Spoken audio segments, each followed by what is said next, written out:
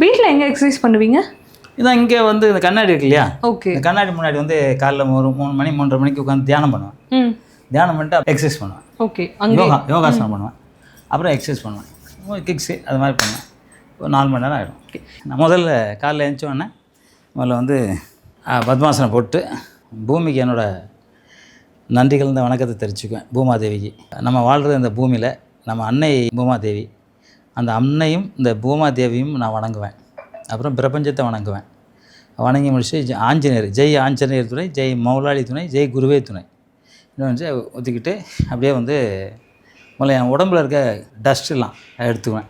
இதை வச்சுட்டு இது ஒரு 25 பண்ணுவேன். அப்புறம் வந்து இந்த உள்ளே இழுத்துட்டு அப்புறம்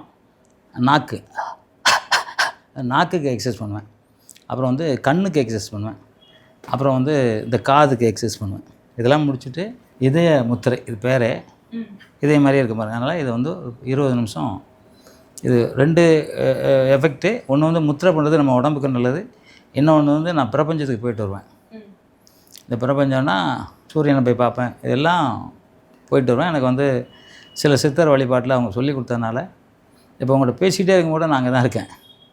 ஸோ அந்த அளவுக்கு நான் போவேன். இது வந்து ஒரு 1/4 மணி நேரம், 1/4 மணி நேரம் 1 மணி நேரம் போயிடும் எனக்கு.